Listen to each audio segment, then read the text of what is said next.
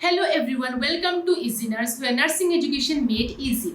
So let's continue this session, Unit 14, that is First Aid. In last session, we have discussed about the First Aid, right? In that session, we have discussed like definition, introduction, definition, golden rules, First Aid kit, right? So today we'll discuss about the First Aid management of various emergency conditions. So emergency condition means what? When the person need the first aid management when they are in a critical condition. Okay, first one is wound. So wound means what? Wound is a disruption or a breakage in the skin of the body surface area. Suppose it is a body surface area. Okay, so that is an area where we got the knife cut. Okay, that is means that wound happened.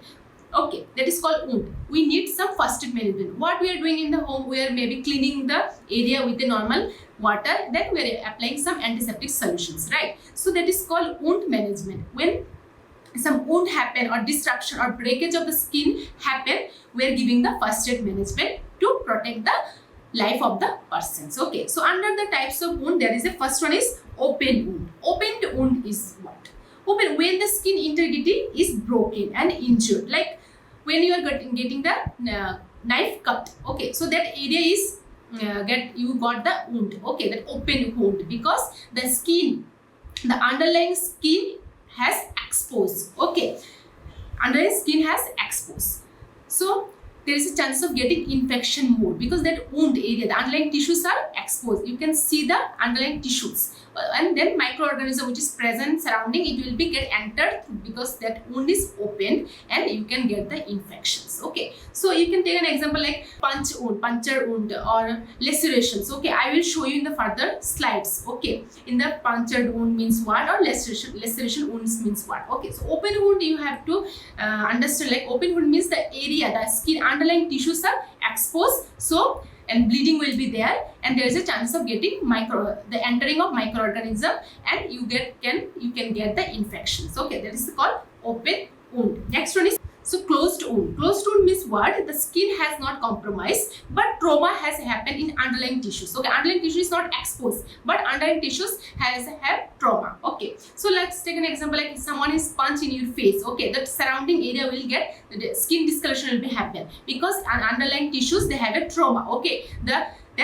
then what will happen? There is a less chance of getting infection, but that skin discoloration will be happen, pain will be there. Okay, so you have to take any like management. What you can do, like if the skin discoloration will be there, you can apply some ice pack, right? We are applying ice pack on that wound area. Okay, that is called closed wound.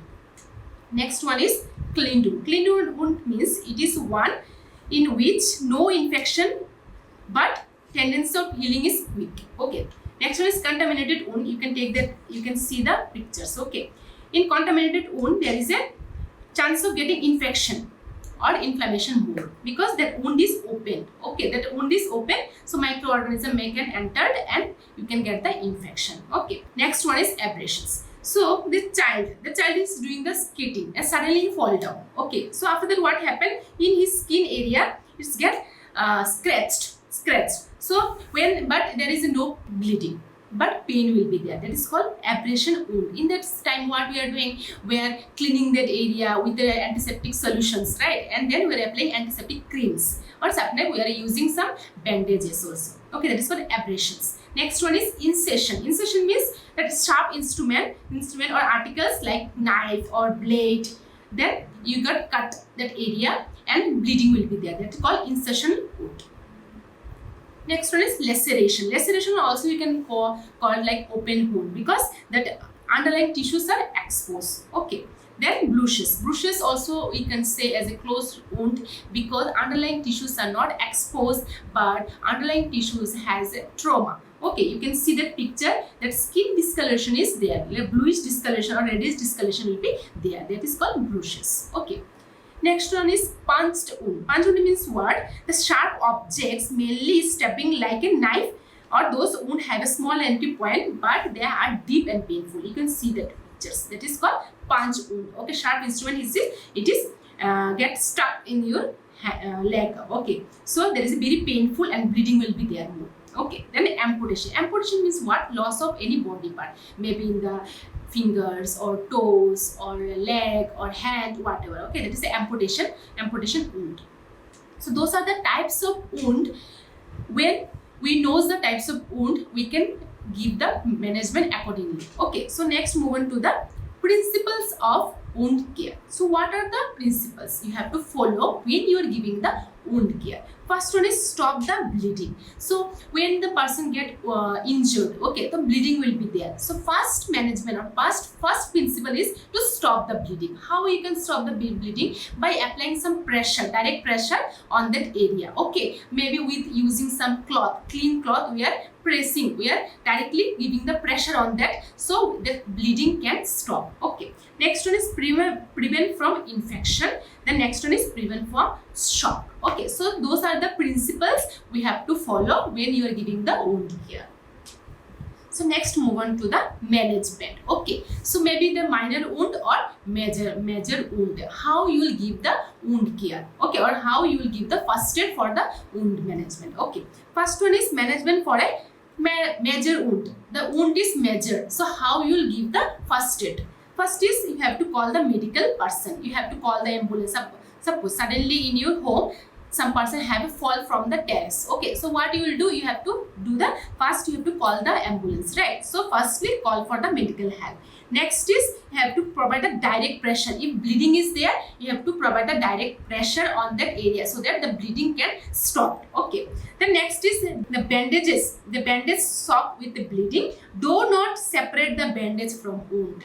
Okay. Then next one is apply more pressure or bandage on the wound. Application of bandage may be applied. Pressure bandage may be applied. In this case, monitor peripheral pulse for blood circulation assessment. Suppose here you are giving more pressure to stop the bleeding. So you have to see the peripheral area whether the blood circulation is there or not. Okay, so for that you can check the pulse. Okay, next one is take the medical help to clean and close the wound. Okay, you have to send the person to the hospital and that medical person will give the management accordingly. Okay, that is called when the person have a major wound. But when they have a minor wound like a small cut, okay, or any picked, or maybe you fall down from the height. Okay, suddenly you fall down.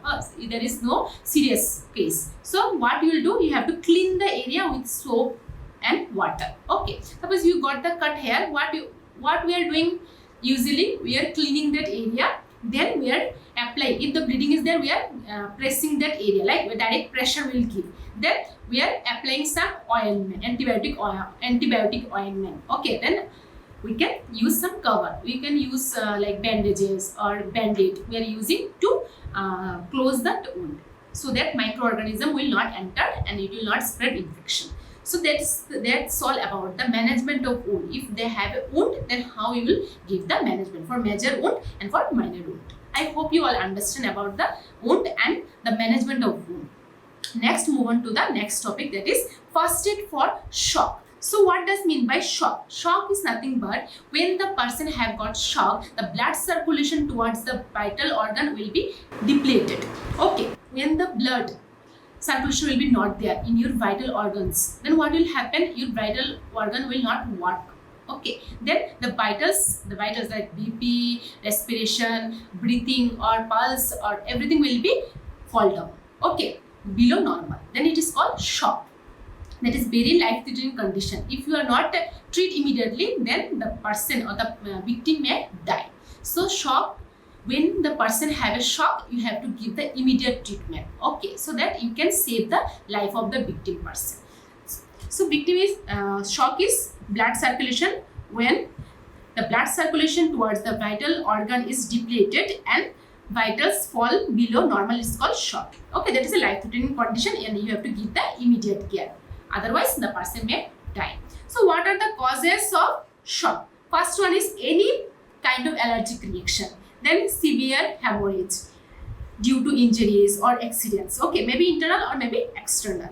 Then loss of fluid from the body, like you have a dehydration. Okay, dehydration or vomiting or diarrhea, severe diarrhea. Okay, then there is a loss of fluid from the body. Then electrical shock. Then severe burn and dehydration. Bacterial infection. Then extreme heat or cold exposure, any gas poisonings, etc., or bites. Those are the some causes of shock. Okay. Then next is signs and symptoms. After causes of shock, next is signs and symptoms of shock. So what are the symptoms you may see when the patient have a shock? First one is pulse rate will be very weak. Okay, then it will be fall down. The pulse vitals will be changed. Okay, the pulse will be it will be decreased. Pulse rate will be decreased, and low BP. The BP will be low. Then fainting. Then level of consciousness will be reduced. Dizziness will be there. The blood pressure will be there. Then dilated pupils, nausea, vomiting, increased breathing pattern, everything you might be seen if the patient have a shock. Okay. So those are the definition, causes and signs and symptoms you have to see. I hope you all understand this session. With this, we have come to the end of this session. So next session we will discuss the further topics. So till then, keep learning and keep exploring with EC Nurse. Thank you.